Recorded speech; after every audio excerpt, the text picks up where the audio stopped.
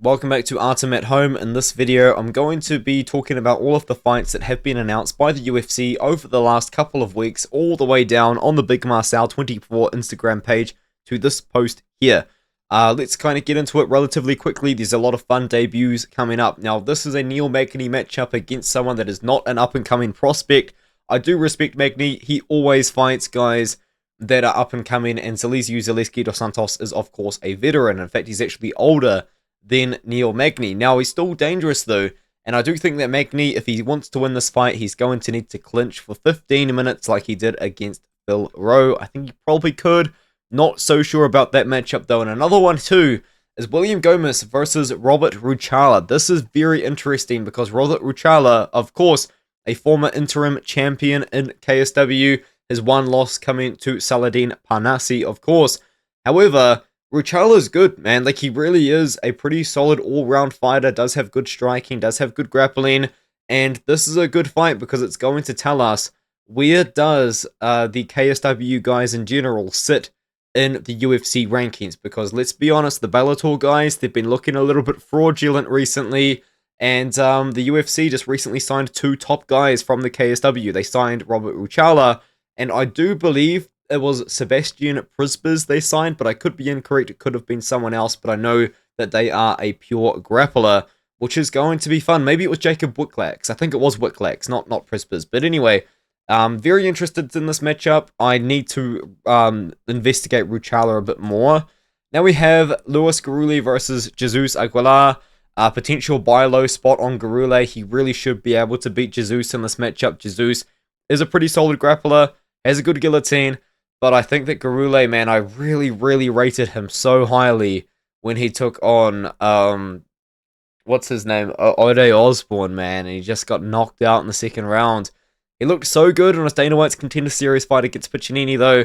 I think he should be able to beat our little friend. Raquel Pennington versus Norma Dumont. I mean, I think that this is probably a title eliminator for Dumont at this point. I do feel like Pennington was robbed. I do genuinely believe that she beat Juliana Pena. That is a shame that she got the wrong end of the decision there, but I do think that this is a pretty fun fight too. Probably goes the distance, let's be honest, and Norma Dumont probably wins it with her takedowns, I think. Now, this fight is interesting. I did a bit of research on Alice Pereira because I was wondering, why have they signed this random 19-year-old women's bantamweight? And after doing the research, guys, I don't know. I was able to watch a few of her fights on YouTube. They were in like 240p, filmed on someone's 2006 Nokia. Maybe an iPhone 2 was in there at the same time as well. I just don't really know.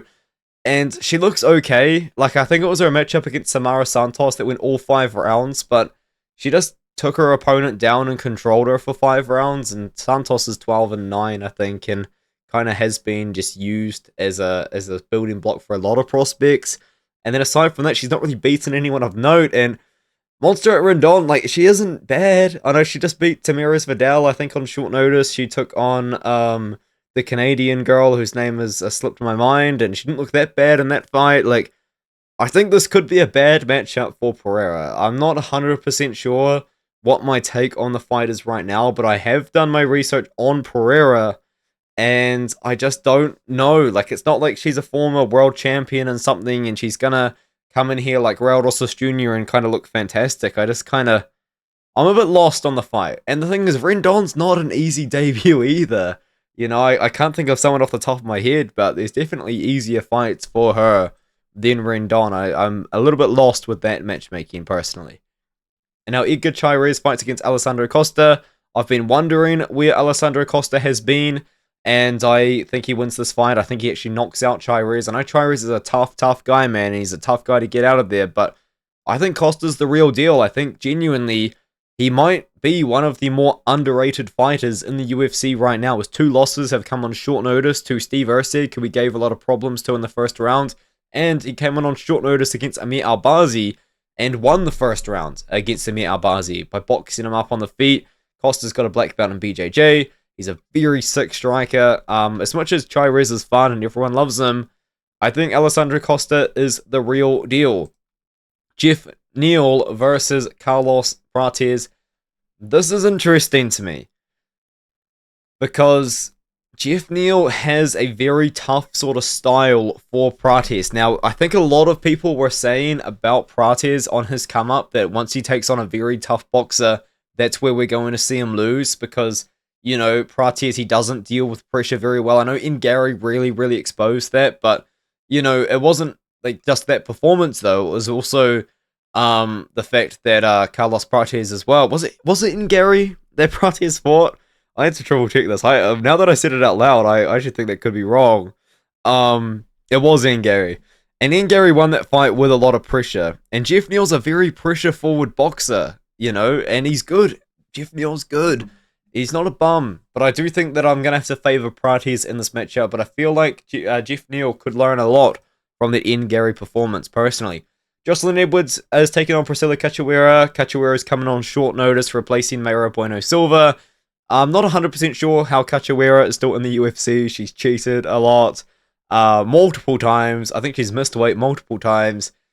She's just so hittable on the feet. Honestly, Jocelyn Edwards could probably knock her out. I'm not even kidding in this fight. It's just once again, yeah. Asu Almabayev is fighting against Jose Ochoa. Asu Almabayev, of course, was meant to fight Ramazan Temirov, a boxer. And Temirov, he was allegedly a little bit juicy. You know, it is a little bit of a shame when they knock on your door and you're juicing up. You know, you've got it in the blender. You're about to drink your orange juice and bang, they've got you. Unfortunately, that happened to Temirov. And honestly, in this matchup, as much as everyone loves Jose Ochoa, and as much as I did pick Cody Durden to beat him, I do think Almabayev is pretty good. I do. I think he's good enough to take down and control Ochoa when Cody Durden couldn't really do it. And then we move on to Martin Buday versus Marcus Buchecha. I do not have a full locked-in pick for this fight. I mean, I don't for any of these fights, obviously. But Buchecha, of course, former one championship fighter.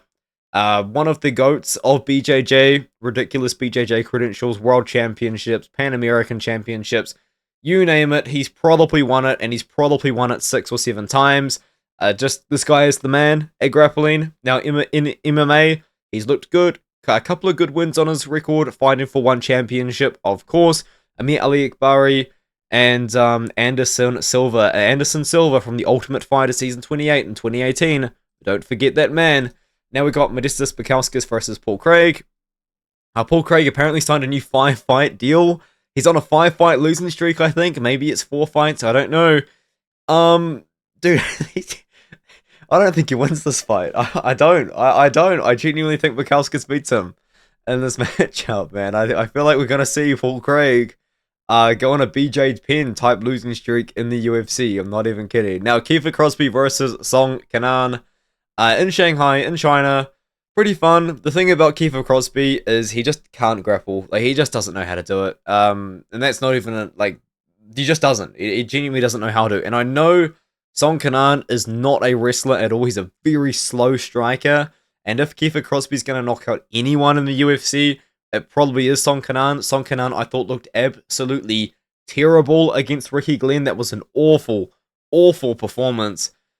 But at the same time, Kiefer Crosby, he doesn't know how to grapple. Like, when people put their both hands on the ground and just give up their neck for a rear naked choke, I call it the Kiefer Crosby. He's the one that invented the move.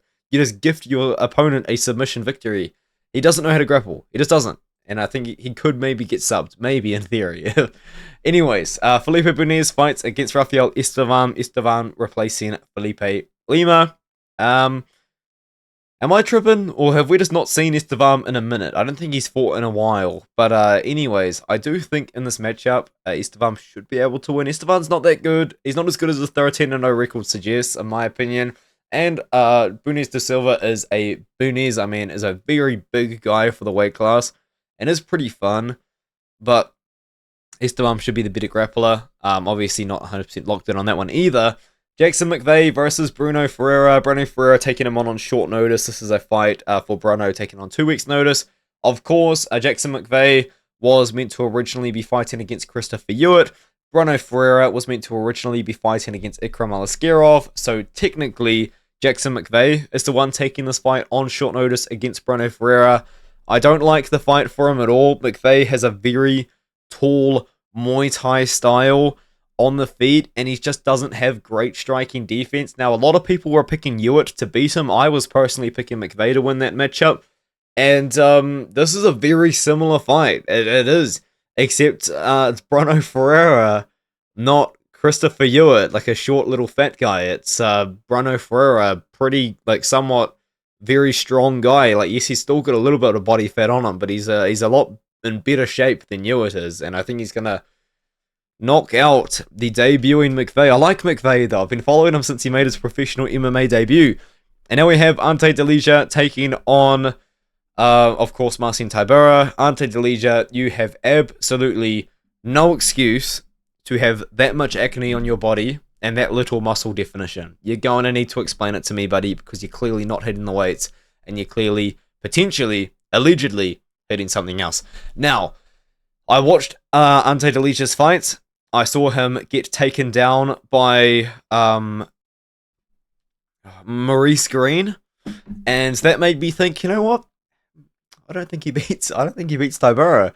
I've seen a lot of people picking him in the comments of this card, of this post. I mean, I can't do it, man. I just can't. Marcin Tybura, yes, he's almost 40, but at the same time, he's a good wrestler. He does wrestle. He's pretty good. And Delija, if you're getting taken down by Maurice Green, I am sorry, Ante. I know you won the $1 million a couple of years ago. I can't pick you to beat the great, not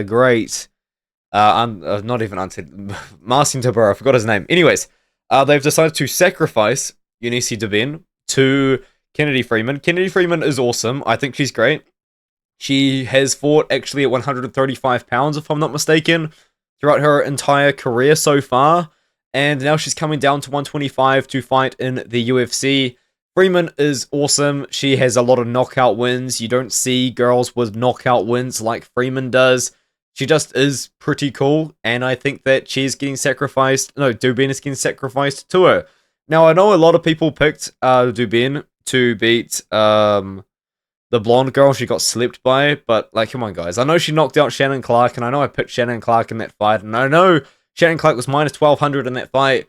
Dubin, she's just not good, man. She just isn't. I think Kennedy Freeman knocks her out, and once again, we see Dubin sacrificed for another prospect. Now we've got Esteban Ridovic versus Elvis Brenner. Banger, banger, banger. Absolute banger. I don't really know what else to say about this fight. It's just going to be a banger. Holy shit. This is fight of the night. Fight of the year candidate. I know, like, Josh Van versus Brandon Royval will probably be nearly impossible to beat, but if someone's going to beat it, it could be this one. I'm not even kidding. And it's in the Apex, man. What the are we doing? Oh, that makes me so angry. Shauna Bannon versus Sam Hughes. Sam Hughes should be able to out-wrestle her. Omar Sy versus Brinson Ribeiro. God, Omar Sy just sucks, doesn't he? He should beat Brinson Ribeiro, though. And that's it. Let me know what you think in the comments below, and I'll see you guys in the next one.